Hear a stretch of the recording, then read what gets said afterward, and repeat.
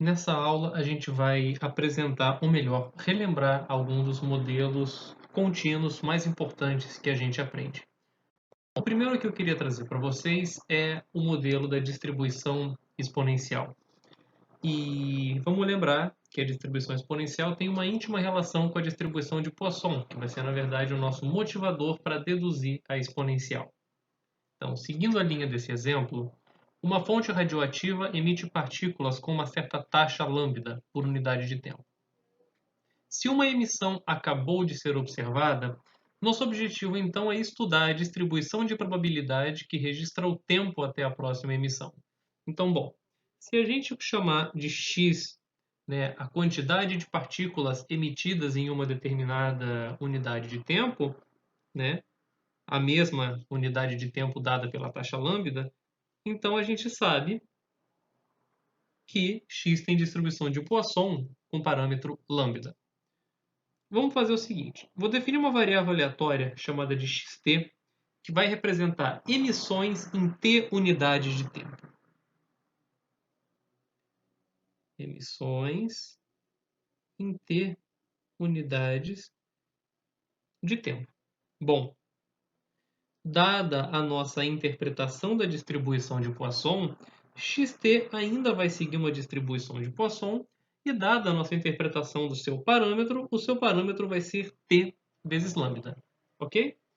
Bom, eu vou chamar de W1 o tempo de espera até a primeira ocorrência. Espera até primeira nova ocorrência. Claro, contando a partir de uma ocorrência que acabou de acontecer. Tá?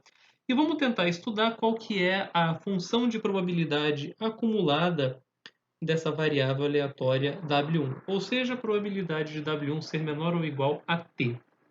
A gente sabe que isso é igual a 1 menos a probabilidade de W1 ser maior do que t.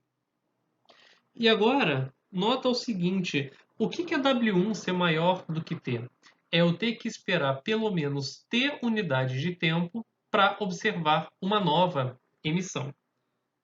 Isso é a mesma coisa do que em t unidades de tempo eu não ter nenhuma emissão. Tá? Vamos repetir isso aqui.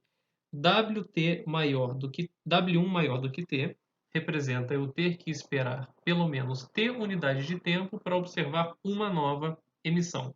Bom, para isso acontecer, é equivalente que em T unidades de tempo eu não tenha observado nenhuma emissão. Então, não só essas probabilidades são iguais, como esses eventos são iguais. E como a gente sabe que xt tem distribuição de Poisson com parâmetro t vezes lambda, essa probabilidade é dada por 1 menos e elevado a menos lambda-t para qualquer valor positivo de t. A gente lembra que se a gente derivar a função de probabilidade acumulada, a gente descobre quem que é a função densidade probabilidade. Derivando essa função em relação a t, a gente vai descobrir que vai dar lambda e elevado a menos lambda-t para t maior que ou igual a zero, que é exatamente a fórmula que a gente se lembra da densidade da distribuição exponencial. Então, formalmente, como está aqui nesse slide, a gente vai dizer que x tem distribuição exponencial de parâmetro lambda se a sua função densidade probabilidade é dada por essa expressão, ou seja, lambda é elevado a menos lambda(x). Isso só vale para valores positivos de x. Tá? Começando pela última observação, da mesma forma que a distribuição de Poisson, o parâmetro lambda mede a taxa de ocorrência por unidade de tempo do evento de interesse, a gente também chama o lambda de taxa na distribuição exponencial. Na literatura, vocês vão encontrar uma parametrização alternativa em função da escala, que é o inverso da taxa. Tá? Aqui nesse curso, a gente sempre vai usar a mesma parametrização em função da taxa. E a primeira observação, que deixa um pouco explícito de outra forma a ligação entre a Poisson e a exponencial, é que a Poisson, a exponencial, ela pode medir o tempo até a ocorrência de um determinado evento raro. Vamos tentar deduzir isso da seguinte forma. Imagina que você está observando um certo sistema que você tem que fazer uma certa manutenção periódica nele para que evite problemas. Então, a manutenção ela é agendada, tá?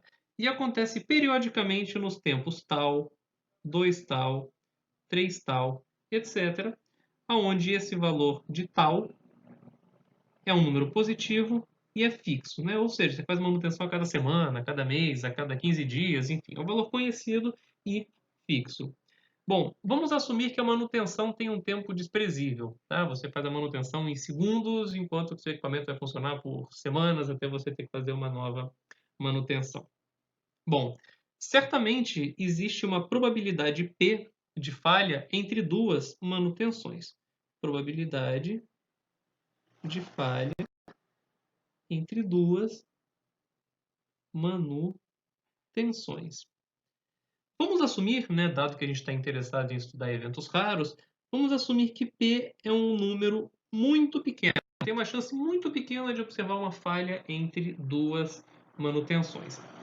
E eu vou chamar de x a variável aleatória que me mede o tempo até a primeira falha. Tempo até primeira falha. Tá? E eu gostaria de estudar a seguinte probabilidade. Eu quero ver, então, a probabilidade de x ser maior ou igual do que n vezes tal. Ou seja, eu quero ver, estudar a probabilidade da minha primeira falha acontecer pelo menos depois de eu ter feito n manutenções no meu sistema. Bom, se eu assumir certas hipóteses de independência, né, a cada manutenção, a ocorrência ou não de uma falha é independente do passado, essa probabilidade, concordam comigo, que é 1 menos p elevado a n. Ou seja, não houve falha nos primeiros tempos. Tá? E aí, se você reparar o seguinte, essa função que está aqui dentro, 1 menos p, tá? Deixa eu fazer aqui o gráfico da função e elevado a menos p. Se você considerar p próximo de zero, tá? Isso daqui é exatamente 1 menos p. Ou seja, se você considerar p próximo de zero, você vai ter que 1 menos p é aproximadamente igual a e elevado a menos p. Então, como está indicado aí no desenho, né, para p perto de zero, essas duas funções são parecidas, e isso é justificado pelo fato de que 1 menos p é a reta tangente à função e elevado a menos p para p perto de zero. Como a gente está assumindo a hipótese de que o nosso evento é raro, faz sentido a gente então aproximar essa probabilidade por e elevado a menos np. Se a gente fizer uma pequena mudança de variáveis, se eu chamar t de n vezes tal, eu consigo escrever essa probabilidade da seguinte forma. A probabilidade de eu ter que esperar pelo menos t unidade de tempo até observar minha primeira falha é aproximadamente igual a e elevado a menos t sobre tal vezes p. E eu vou fazer a definição aqui nessa igualdade de que p sobre tal eu vou batizar de lambda. Tá? Então, eu só vou escrever como e elevado a menos lambda t. Tá?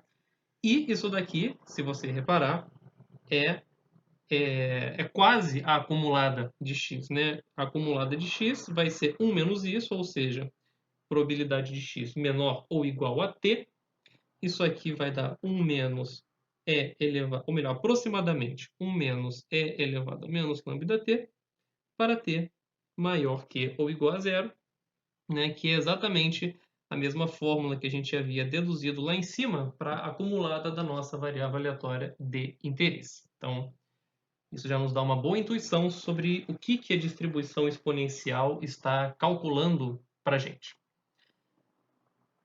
Se a gente lembrar, a gente falou que a distribuição geométrica é a única distribuição discreta satisfazendo a propriedade da perda de memória, enquanto que a distribuição exponencial é a única distribuição contínua satisfazendo a propriedade da perda de memória.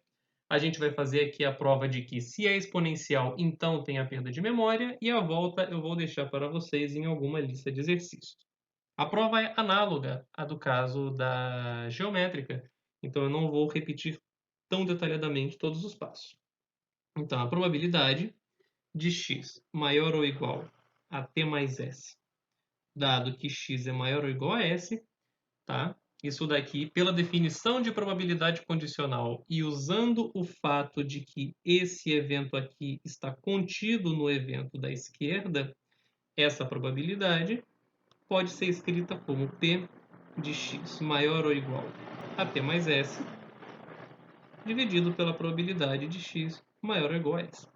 Como você tem a densidade da exponencial, encontrar essas probabilidades é simples. Então, isso vai ser E elevado a menos lambda, t mais s, sobre E elevado a menos lambda s, que quando você cortar, vai dar E elevado a menos lambda t, que é exatamente igual à probabilidade de x maior ou igual a t.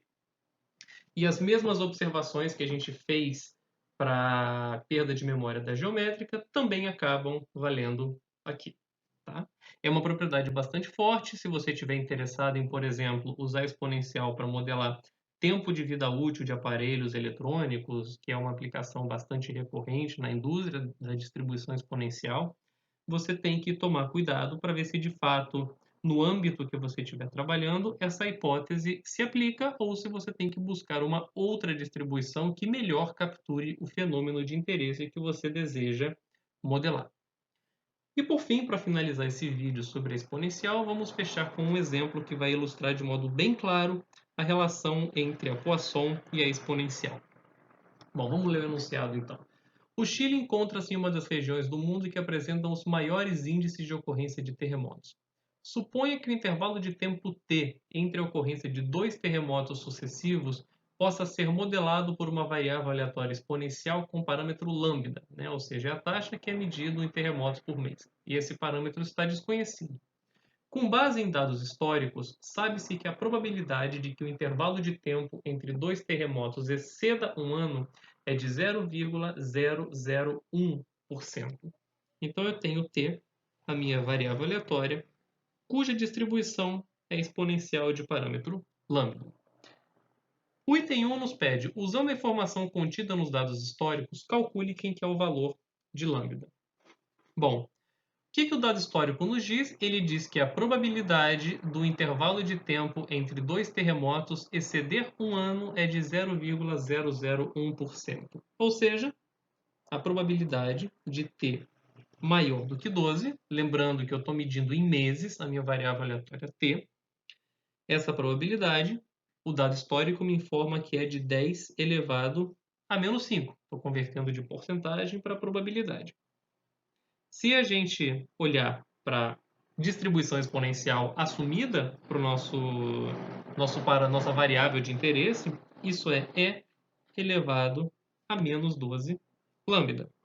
Bom, se você tomar logaritmo natural dos dois lados, você descobre que lambda vai ser igual ao logaritmo natural de 10 elevado à quinta sobre 12, que ao botar numa calculadora científica vai dar aproximadamente 0,9594, tá? E o segundo item te pede o seguinte: calcule a probabilidade de que ocorram no máximo 2 terremotos em um período de tempo de 6 meses. Bom, agora a gente não está mais interessado no tempo entre a ocorrência de 2 terremotos, mas sim na quantidade de terremotos em um intervalo de tempo fixo, tá? Então, eu vou chamar de x a minha nova variável aleatória de interesse, que é o número de terremotos observados em 6 meses. Número de terremotos em 6 meses. Da nossa relação da Poisson e da exponencial, a gente sabe que x tem distribuição de Poisson com o parâmetro 6 lambda, tá? Eu tenho que multiplicar 6 porque o meu lambda está medido em terremotos por mês, tá? Então, a probabilidade de interesse é a probabilidade de x ser menor ou igual a 2, né? De eu ter no máximo 2 terremotos em um período de tempo de 6 meses. Isso é o somatório para x indo de 0 até 2, de e elevado a menos lambda, lambda elevado a x, sobre x fatorial. Se você utilizar algum software numérico ou olhar alguma tabela da distribuição de Poisson, isso vai dar aproximadamente 0,0736, que é igual a 7,36%. Tá? Então, essa relação entre a Poisson e a exponencial é bastante útil, bastante explorada, tanto em questões teóricas dentro de probabilidade, quanto em questões práticas de problemas reais.